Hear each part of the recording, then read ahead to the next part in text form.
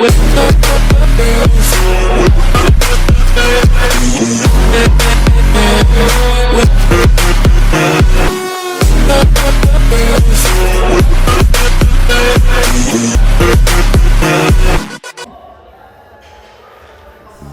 up guys, welcome to Vintage Genetics, where it is all about classic bodybuilding, and today is going to be a leg day, quite an intense one.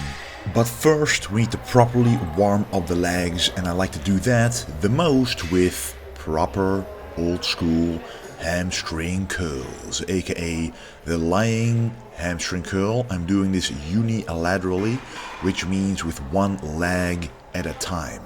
This allows you to work on a weaker side of the leg first and then the stronger side. Now for me, there's really no difference, so I start out with the right side anyway, because it doesn't matter, because they're both, well actually the left leg for me is a bit bigger overall, but the right leg looks better from the side, so you know, it's kind of a weirdness going on there, but for me it doesn't really matter which I like to start with. So this is Kane, my brother.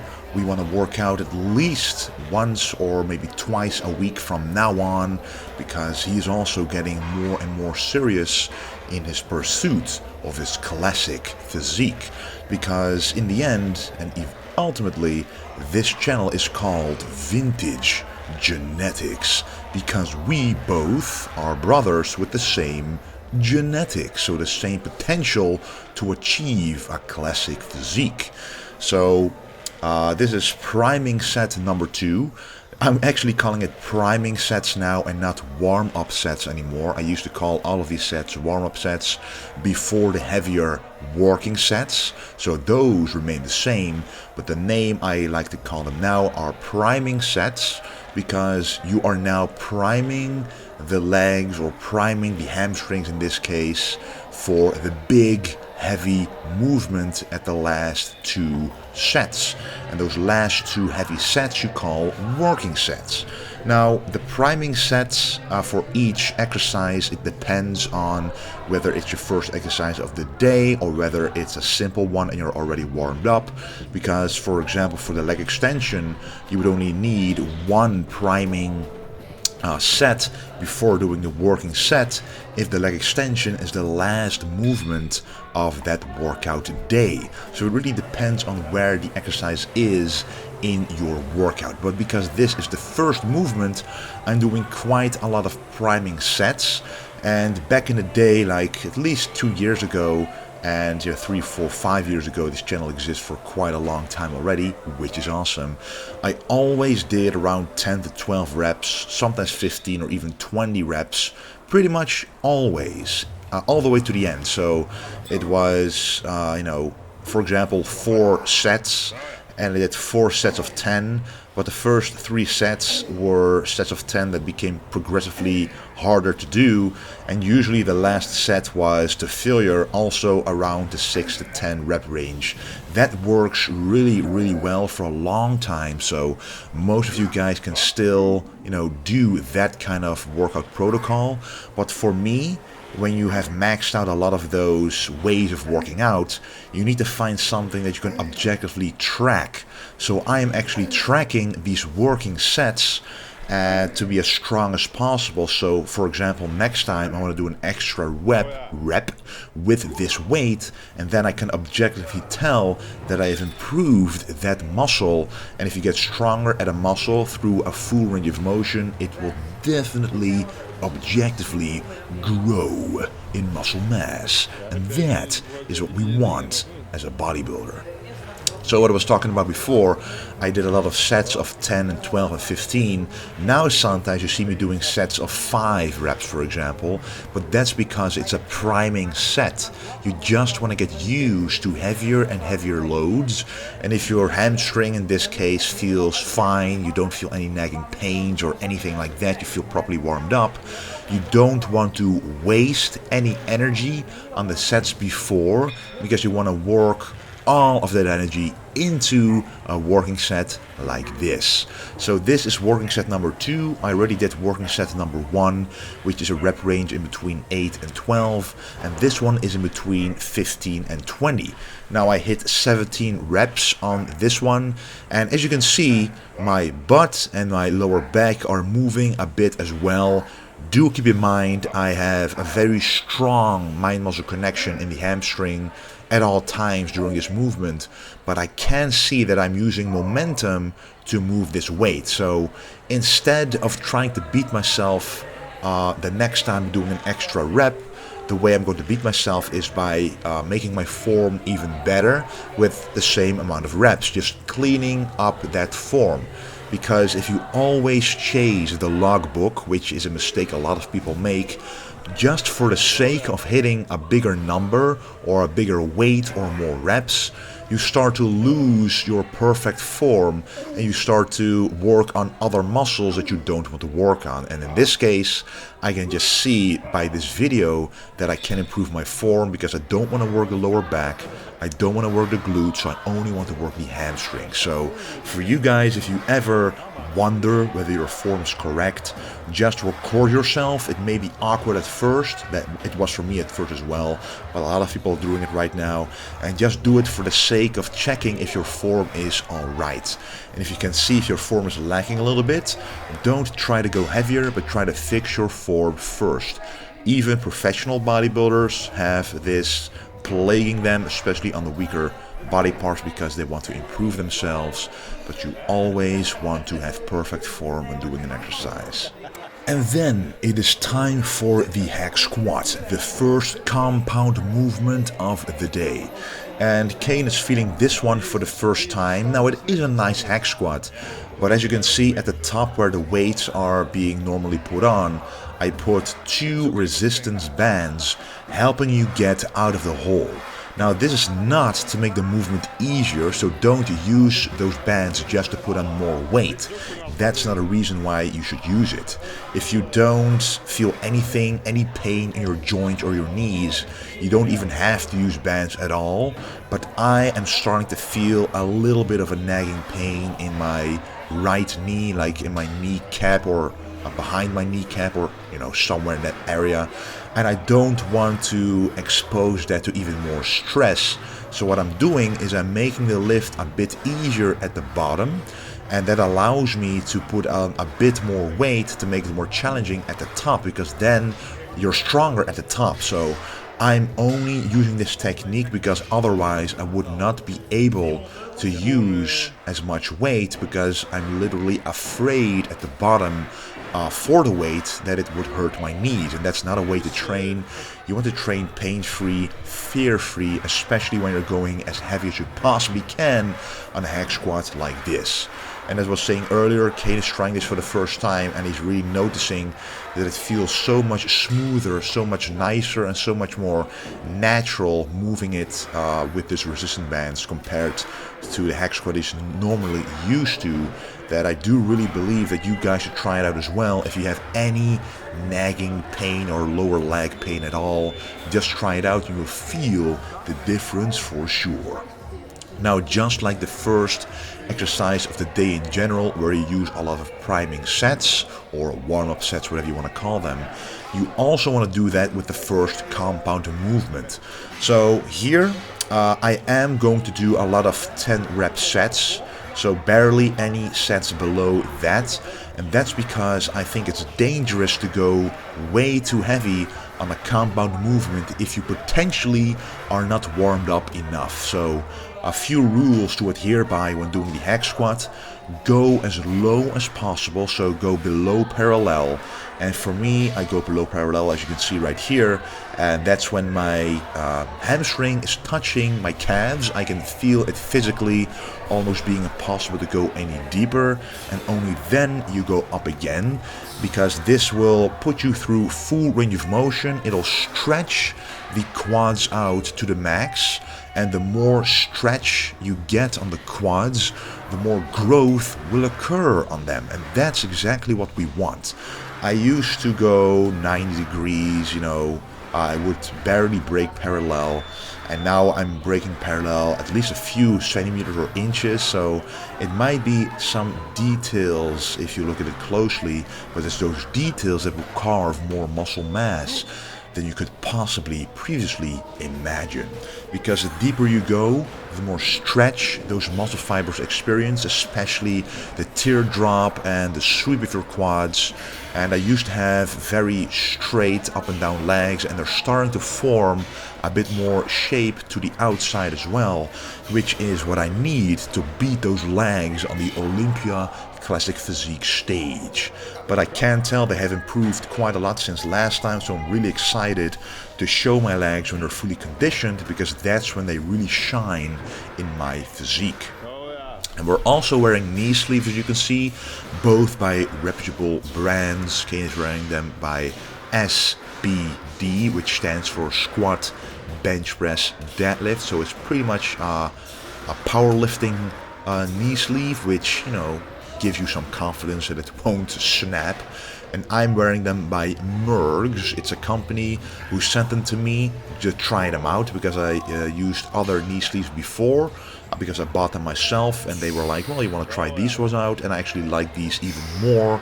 They're a bit tighter, they feel really nice, so, you know, just a shout out to them. I'm not being paid or anything, just got these for free, so I'm just being honest. When is it good stuff? And with the hack squats, I can go quite heavy, you know, at least for my doing, what I'm used to. Every single time for a few months now when I'm doing the hack squat, I can go a little bit heavier. Either it's 5 kilograms more in total, or 1 rep more at a very heavy set.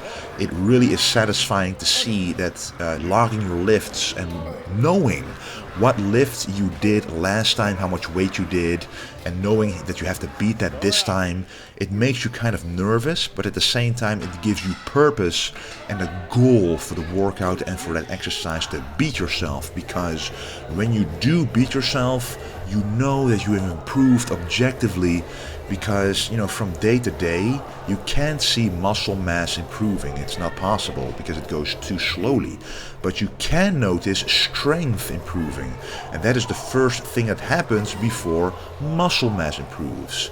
At least in most cases that is the case. So that is a nice way to know whether you are progressing or not, even in contest prep, as I am right here, about 13 weeks out. Now, this is important to watch. This is working set number 1. The first few reps I'm doing back to back, no break, pretty much until I feel my oxygen running out. And normally, back in the day, I would have stopped, I think at this very rep here. I would have stopped here, but I'm just taking a few breathers until I get my oxygen back, and then do a couple more reps. I had a number in mind. I wanted to have at least 10 reps, and I knew I could do it.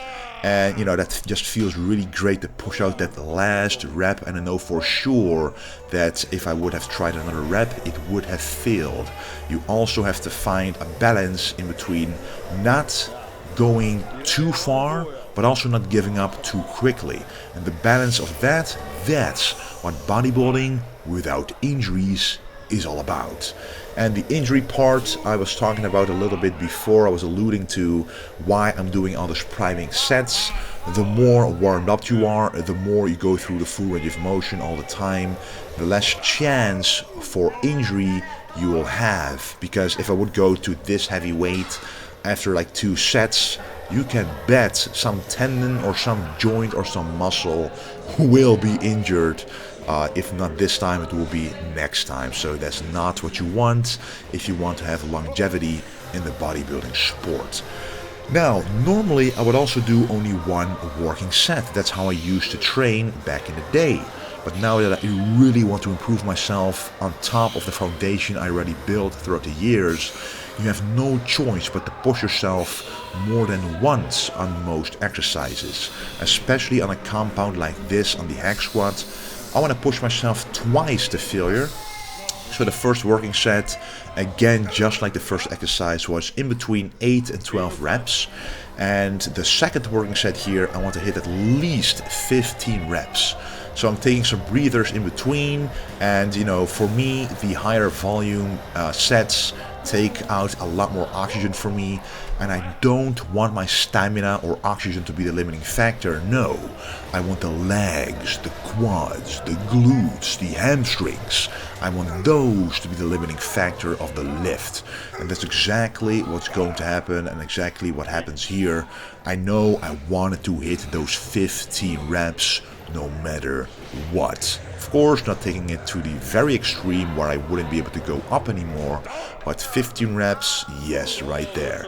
So, sometimes you can take it to the extreme in terms of taking breathers in between. You don't want to be standing there for an entire minute, but you just want to take some breathers, and once you feel, okay, I have enough oxygen to hit at least 1 or 2 more reps, and then you actually hit them. Don't fool yourself and rest at the top, and that allows you to hit more reps. No, only fill up on those oxygen levels again and then hit the reps to complete the set.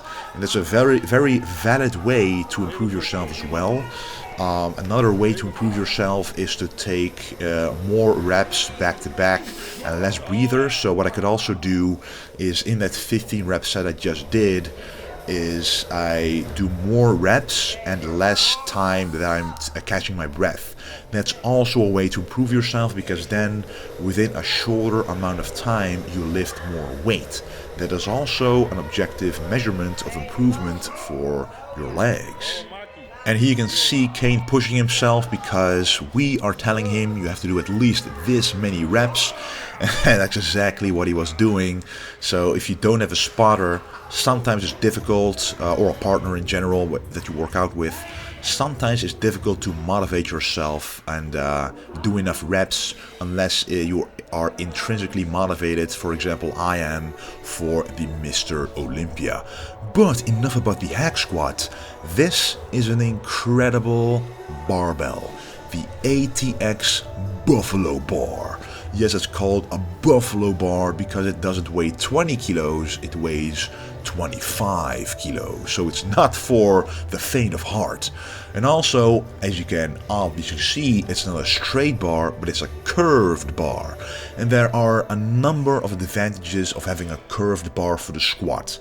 The first thing is shoulder mobility. You watch my hands right there. They don't have to go upwards as much. If it was a straight bar, I would have to stretch my shoulders more.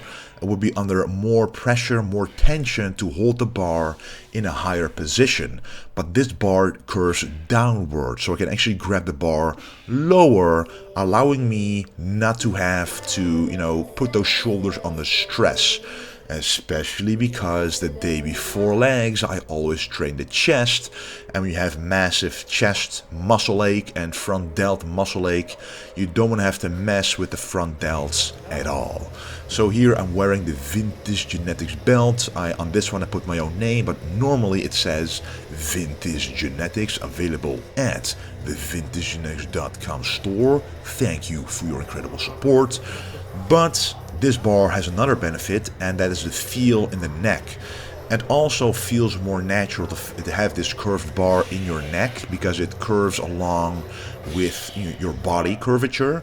And if it's a straight bar, it simply, well, a lot of people are used to it now, but it really doesn't feel natural to have something super straight leaning on your neck or on your traps. And with this curved bar you have more resistance, more area of the bar covering your neck, allowing for a bit more stability.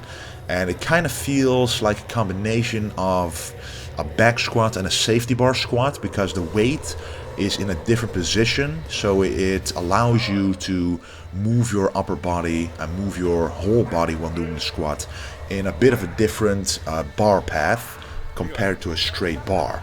So it does take some getting used to. And honestly, it has been months since I've done a regular back squat, because I simply was, I wasn't getting too strong on it, but I was getting too strong relative to my lower back and the safety aspect of it, because I usually train alone. So I want to go to failure on these compounds, and doing it on a back squat without a partner is quite dangerous to do so. On a Smith machine you can, on a hack squat you can, because you can still save yourself. On a belt squat, the ATX belt squat, you easily can, but on a back squat with a free weight it is very difficult to do so.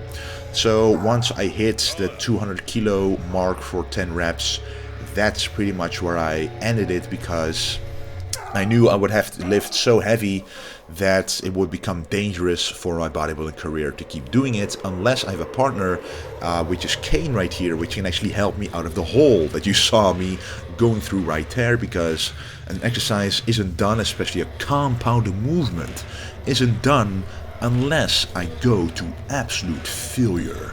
And then to finish off those quads, we're hitting some leg extensions, the Tom Platz way. So don't just go all the way up, but go all the way up and extend your legs even further, actually pushing your hamstrings off of the pad a little bit. And that is a Tom Platz way of doing it. And we all know the quads of Tom Platz were pretty amazing. And if you look at his Instagram right now, he is 65 years old, I believe, and he still has massive quads. So training like he did back in the day just proves to have such an effect that even at such an old age you can still have incredible legs, even at that incredible age. So as you saw, I just did one priming set for the leg extension, just to warm up you get used to the movement, warm up the knees a bit more. Honestly, with the leg extension I don't feel my knees at all, I just feel the quads, which is why I'm also doing it the last of the whole workout day, because then you don't hit the joints, you actually feel the muscle first. And then Kane is helping me here with some extra forced reps to go beyond failure to really finish this workout off very nicely. Alright guys, that was the workout. It was getting quite late, and I actually hit the calves the next day. But anyway guys, we have some new clothing on the website, 4 new camouflage shirts. Can you see them? Because it's camo, you know. 4 different colors, as you can see right here. And also we have some new golden era ringer tank top in this beautiful blue color. Because we just had a baby boy Dexter. And we also have this new tank top available on the website, along with many more old school clothing. Again guys, thank you for the incredible support. Without you it wasn't possible. Thank you for watching, and don't forget to stay golden.